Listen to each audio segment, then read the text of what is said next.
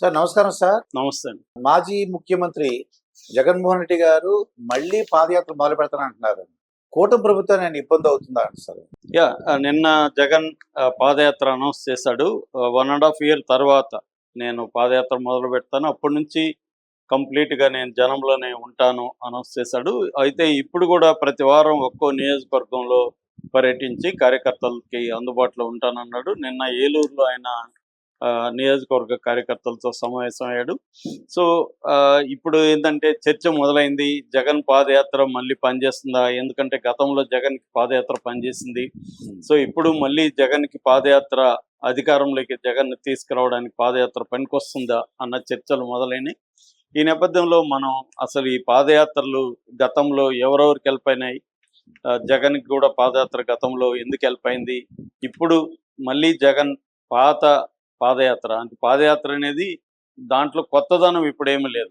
అది ఆల్రెడీ తెలిసిపోయింది జనాలకి పాదయాత్ర ఎలా ఉంటది. ఫస్ట్ టైం చేసినప్పుడు కొంత కొత్తదనం ఉంటది. కొంత ఇంట్రెస్ట్ ఉంటది, ఉత్సాహం ఉంటది, అవన్నీ ఉంటాయి. ఇప్పుడు మళ్ళీ అవన్నీ జగన్‌కు ఉంటాయా అనేది ఒక అంశం. అలాగే కూటమి చాలా బలంగా ఉంది. ఈ బలమైన కూటమిని ఎదుర్కోవడానికి జగన్ పాదయాత్ర మాత్రమే సరిపోతుందా? జగన్ వేరే స్ట్రాటజీలు చూసుకోవాల్సి ఉంటుందా? దీన్ని జగన్ చేసే పాదయాత్రని కూటమి ఎలా ఎదుర్కోబోతుంది? ఈ విషయాల గురించి మాట్లాడదాం. మనకు పాదయాత్రలు అంటే గుర్తుకొచ్చేది ఫస్ట్ మహాత్మా గాంధీ చేసిన దండి సత్యాగ్రహం.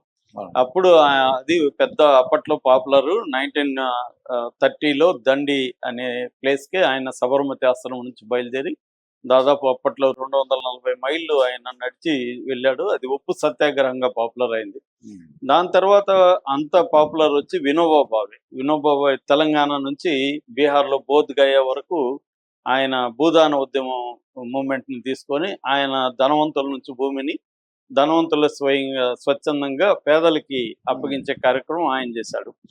ఆ తర్వాత మనకి యాత్ర అంటే పాదయాత్ర కాదు కానీ రథయాత్ర, ఎల్కే అద్వాని ఒక రకంగా ఆ రథయాత్రనే బీజేపీ అధికారంలోకి రావడానికి కారణమైంది 1990లో.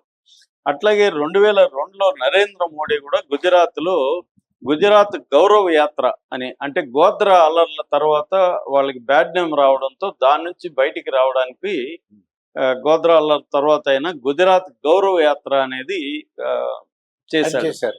అంతకుముందు చెప్పాలంటే ఎన్టీఆర్ చైతన్య రథం, అది కూడా అప్పట్లో సంచలనం అన్నమాట. మాకంతా కూడా బాగా గుర్తు, పాటలు కానీ అది జనసందేహం. ఆయన నేల ఈనిందా, ఆకాశం చిల్లుబడిందా అని డైలాగులు చెప్పేవాడు జనాలను చూసి. అది అప్పట్లో చాలా సంచలనం. అటువంటి యాత్ర ఇప్పుడు ఆంధ్రప్రదేశ్ లో చూడలేదు అప్పుడు. సో అది కూడా బాగా సంచలనమైంది. ఆ తర్వాత అంత గొప్ప పాదయాత్ర వైఎస్ఆర్ది 2003లో ఆయన 64 రోజులు 11 జిల్లాల్లో చేవెళ్ళ నుంచి ఇచ్చాపురం దాకా 1500 కిలోమీటర్లు వైఎస్ఆర్ చేశాడు. అప్పట్లో వైఎస్ఆర్ది కూడా సంచలనమైంది. జనాలకంత విచిత్రంగా ఉండింది. ఆయన దోవతి కట్టి తలపాగా చుట్టి ఒక రైతులాగా వెళ్ళి రైతులను అడ్రస్ చేయడం, పేదవాళ్ళని అడ్రస్ చేయడం అనేది చేశాడు. దాంట్లో ఆయనలో కూడా చాలా మార్పులు వచ్చినాయని చెప్తారు. అప్పటి వరకు ఆయనకి ఫ్యాక్షనిజం మైండ్ ఉండేది. ప్రజల్ని దగ్గరగా చూడడంతో ఆయన ప్రజల సమస్యల్ని, ప్రజల బాధల్ని వినడం, చూడడం చేయడం వల్ల ఆయనలో కూడా మార్పులు వచ్చిందని దాన్నే యాత్ర పేరుతో సినిమా కూడా తీశారు. సో అది ఆయనకి పవర్ను కూడా బ్రహ్మాండంగా 2004లో మొత్తం 294 సీట్లలో 180 సీట్లు కాంగ్రెస్కి రావడం వెనక వైఎస్ఆర్ పాదయాత్ర అనేది పనిచేసింది. ఆయన్ని కాంగ్రెస్లో తిరుగులేని నాయకుడిగా ఎస్టాబ్లిష్ చేసింది. సో ఆ తర్వాత మనకి చంద్రబాబు నాయుడు కూడా 2012లో 2800 కిలోమీటర్లు నడిచాడు, కానీ అది ఆయనకి ఇమ్మీడియట్గా ఏం ఉపయోగపడలేదు. తర్వాత ఇంకా చెప్పుకోవాల్సింది వచ్చి జగన్ పాదయాత్ర 2017 నవంబర్ 6లో ఆయన ఇడుపులపాయలో ప్రారంభించి వాళ్ళ నాన్నలాగే ఇచ్చాపురంలో ఎండ్ చేశాడు. మొత్తం 341 రోజులు టోటల్గా పాదయాత్ర నడిచింది. 13 జిల్లాల్లో 134 నియోజకవర్గాల్లో 3648 కిలోమీటర్లు జగన్ పాదయాత్ర. సో దాదాపు 2 కోట్ల మంది ప్రజలు జగన్ పాదయాత్రలో కలిశారని చెబుతారు. సో అది కూడా పెద్ద అప్పట్లో సంచలనమైంది. జగన్ ఎండలకి ఆయన చెమట్లు కారుతున్న విజువల్స్ అవన్నీ కూడా బయటకు వచ్చాయి. సో ప్రజలతో నిరంతరం ఉండడం, సమస్యల మీద మాట్లాడడం, చంద్రబాబు ప్రభుత్వంలో ముఖ్యంగా ఎమ్మెల్యేల అరాచకాల మీద మాట్లాడడం, పథకాలు చంద్రబాబు మోసం చేశాడని చెప్పడం, సో ఇవన్నీ కూడా అప్పుడు ఏంటంటే కొత్తగా రాష్ట్రం ఏర్పడడం, కేంద్రం సహకరించకపోవడం, విభజన హామీలు నెరవేర్చకపోవడం, హైదరాబాద్ లూజ్ కావడం వల్ల ఘోరమైన నష్టం రావడం, ఇవన్నీ ప్రజల్లో అసంతృప్తిని రేకెత్తిస్తే ఆ అసంతృప్తిని క్యాచ్ చేసే విధంగా తన హామీలు ఇచ్చుకుంటూ వెళ్ళాడు. దాని నుంచి పుట్టిందే నవరత్నాల స్కీము.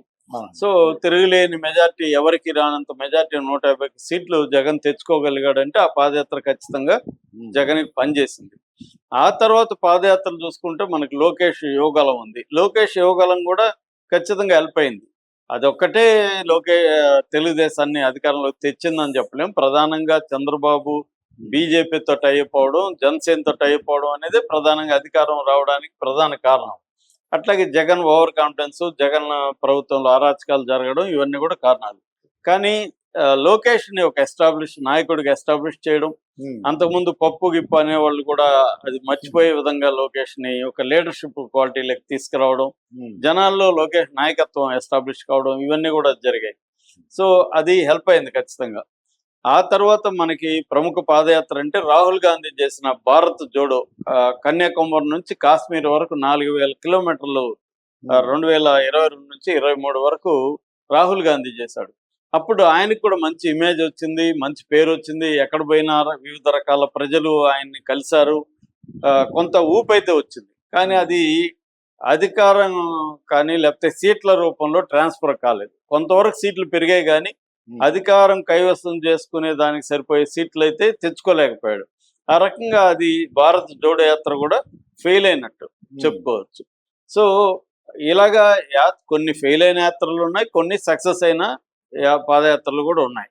అంతకుముందు 83లో కూడా చంద్రశేఖర్ చేసిన పాదయాత్ర కూడా ఫలించలేదు, ఆయనకేమీ అధికారం రాలేదు. అంటే పాదయాత్రలకు అనేది దానికదే అధికారం తెచ్చిపెట్టదు అనేది అర్థమవుతుంది. కానీ పాదయాత్రల వల్ల ప్రయోజనం ఏంటంటే డైరెక్ట్గా ఓటర్ల దగ్గరికి నిరంతరం ఓటర్లతో కలవడం అనేది ఒక మంచి ఆపర్చునిటీగా ఉంటుంది నాయకులకి. రెండవది ఒక మోరల్ సింబాలిజం, అంటే ఒక నాయకుడు ప్రజల కోసం ప్రజలతో వస్తున్నాడు అని ఒక మోరల్ యాంగిల్లో ఒక సింబాలిక్గా అది ఉపయోగపడుతుంది, ప్రజలకి ఇది అవుతుంది. మూడోది నెరేటివ్ బిల్డింగ్, అంటే నిరంతరం ప్రజల్లో ఉండడం వల్ల వివిధ సమస్యల మీద రోజు ఏదో ఒక ఇష్యూ మీద, ఒక ప్రాంతంలో ఇష్యూ మీద మాట్లాడుతూ ఉండడం, అంటే నిరంతరం నానుతూ ఉండడం అనేది పనికొస్తుంది. ఇక నాలుగోది మీడియా యాంప్లిఫికేషన్. మీడియాలో నిరంతరం కనబడుతుంటాయి, రోజు నువ్వు మీడియాలో కనబడుతుంటాయి, ఏదో ఒక యాక్టివిటీ ఉంటుంది, ఒక ఫోటోలు వస్తుంటాయి, వీడియోలు వస్తుంటాయి, ఏదో జరిగింది, వింతలు విశేషాలు ఉంటాయి, ఏదో మీడియాలో యాంప్లిఫై అవుతుంటుంది. అట్లాగే క్యాడర్లో టెంపరీ ఎంతూజియాజం ఉంటుంది. లోకల్ క్యాడర్ అంతా యాక్టివ్గా ఉంటారు, లోకల్ నాయకులు యాక్టివ్గా అవుతారు, మొత్తం పార్టీ మెకానిజం చాలా లైవ్గా యాక్టివ్గా ఉంటుంది. ఇవి పనిచేస్తాయి. అట్లాగే ప్రభుత్వంలో ఉండే ఇష్యూస్ని, ప్రభుత్వంలో ఉండే అరాచకాలని నిరంతరం జనంలోకి తీసుకుపోవడానికి ఒక మంచి మార్గంగా ఉంటుంది. కానీ అది ఇప్పుడు ఏమైందంటే పాదయాత్రలు ఫ్రెష్నెస్ లేదు. జగన్ ఆల్రెడీ అప్పుడు చేసినప్పుడు ఒక నావల్టీ, ఒక ఫ్రెష్నెస్, ఒక కొత్తదనం ఉంది. మళ్ళీ తండ్రిలాగా జగన్ కూడా పాదయాత్రలకు వస్తున్నాడు. ఇప్పుడు ఏంటంటే జగన్ పాదయాత్ర చూశారు, జగన్ పరిపాలన చూసేశారు. ఇప్పుడు పాదయాత్ర మీద అటువంటి ఒక కొత్త ఫీల్ అయితే జనంలో ఉండే అవకాశం లేదు. రెండోది ఏంటంటే టైమింగ్ వెరీ ఇంపార్టెంట్. ఎప్పుడు రామారావు వచ్చినప్పుడు తీవ్ర వ్యతిరేకత ఉంది కాంగ్రెస్ పరిపాలన, అందువల్ల జనంలో ఆల్రెడీ వ్యతిరేకత ఉంది కాబట్టి రామారావు అగ్గిపుల్ని గీస్తే అది మండుకునింది.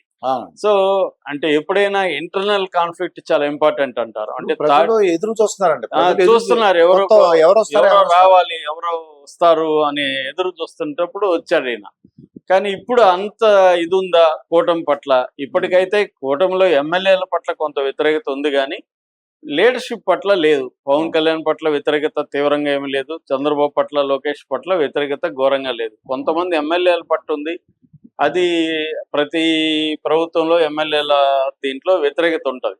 కానీ ఆ వ్యతిరేకత సరిపోదు, నాయకత్వం పట్ల వ్యతిరేకత రాలేదు. ఇంకా 1.5 year ఉంది చెప్పలేము. కానీ జగన్కి అనేక అనానుకూలతలు ఉన్నాయి, కూటమి చాలా స్ట్రాంగ్గా ఉంది. మోడీ మళ్ళీ ఇదే కూటమితోనే పోవాలని ఆలోచిస్తున్నాడు. మోడీకి కూడా సెంట్రల్ గవర్నమెంట్ కంటిన్యూ అవ్వాలంటే చంద్రబాబు అవసరం. పవన్ కళ్యాణ్ అవసరం ఉంది కాబట్టి మోడీ సపోర్ట్ చేస్తాడు. సో ఒక్క పాదయాత్ర ఇంపాక్ట్ పెద్దగా ఉండదు. రెండోది, పాదయాత్రని నమ్ముకొని జగన్ కానీ ట్రై చేస్తే మాత్రం అధికారంలోకి రావడం కష్టం అయిపోతుంది. ఆయనకి ఇతర స్ట్రాటజీలు ఉండాలి. సో ఆ స్ట్రాటజీలు ఏమి ఉంటాయి పాదయాత్రలో? రెండోది ఏంటంటే, వైఎస్ఆర్ ఉన్నప్పుడు ఒకే అంశాన్ని ఆయన ముందుకు ఫోకస్ చేశాడు. అదేంటంటే పవర్ కట్స్, విద్యుత్ సమస్య రైతులకు.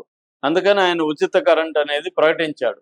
అలాగే జగన్ కి ఫోకస్ చేసే అంశాలు ఏముండబోతున్నాయి, దాని పట్ల ప్రజలు ఎలా కనెక్ట్ అవుతారు అనేది కూడా చాలా ఇంపార్టెంట్. అట్లాగే ఈ ప్రభుత్వం నెక్స్ట్ ఈ 1.5 year లో ఇంకా ఏమన్నా ఫెయిల్యూర్స్ ఎక్కువ పెరుగుతాయా, హామీలు నెరవేరకపోతాయా? ఎందుకంటే ఇప్పుడు అభివృద్ధి బాగా చేస్తున్నాడు, అమరావతి నిర్మాణం జరుగుతుంది, పోలవరం జరుగుతుంది, కేంద్రం నుంచి ఫండ్స్ వస్తున్నాయి, డెవలప్మెంట్ కోసం తండ్రి కొడుకులు కష్టపడుతున్నారన్న ఇదైతే జనంలో ఉంది. కాకపోతే కొన్ని పథకాలు సరిగా అమలు కావట్లేదన్న ఒక అసంతృప్తి కూడా ప్రజల్లో ఉంది. ఇది సరిపోతుందా? ఈ వ్యతిరేకత జగన్ కి సరిపోతుందా అనేది బిగ్ క్వశ్చన్. సో అనేక ప్రతికూలతలు అయితే జగన్ కు ఉన్నాయి. వాటిని అన్నిటిని దాటి అతను ఎలా వెళ్ళబోతున్నాడు అనేది $1 million ప్రశ్న. ఇప్పుడు షర్మిల యాత్రి గారు చేశారు సార్, అది సక్సెస్ అంటారా మీరు? అంటే షర్మిలదా ఎక్కడ? మన తెలంగాణలో అంతా తెలంగాణలో చేసిన అసలు పనికి రాలేదు, ఎవరు పట్టించుకోలేదు. అందుకనే కదా షాప్ క్లోజ్ చేసి అటు వెళ్ళిపోయింది. అదే పాదయాత్రలు దానికి అదేమి సక్సెస్ కావండి. దానికి గ్రౌండ్ ఉండాలి, నాయకత్వంలో ఇది ఉండాలి, ఫోకస్ ఉండాలి, అనేక అంశాలు హెల్ప్ అయితేనే పాదయాత్ర పనిచేస్తుంది. ఒక్కోసారి పాదయాత్ర వల్ల ఏమవుతుందంటే నీకు టైం వేస్ట్ అయిపోతుంది, అదేమో పని చేయదు, నువ్వేమో నిరంతరం అక్కడ ఉంటావు, మిగతా వాటి మీద ఫోకస్ చేయవు. రెండోది, ఇవాళ ఉన్న మీడియా కూటమికి బలమైన మీడియా ఉంది. ఈ మీడియా నెగిటివిటీ ప్రొడ్యూస్ చేస్తుంది కదా. జగన్ అక్కడ దౌర్జన్యం చేశాడు, వాళ్ళు ఇక్కడ చేశారు, నిరంతరం వీళ్ళు దాన్ని నెగిటివిటీ స్ప్రెడ్ చేయగలుగుతారు. అంటే జగన్ కి అంత బలమైన మీడియా లేదు కాబట్టి జగన్ కి అనేక రకాల నెగిటివ్ ఎలిమెంట్సే ఉన్నాయండి. దాన్ని దాటుకొని పాదయాత్రని సక్సెస్ చేయగలుగుతాడా లేదనేది మనం చూడాలి.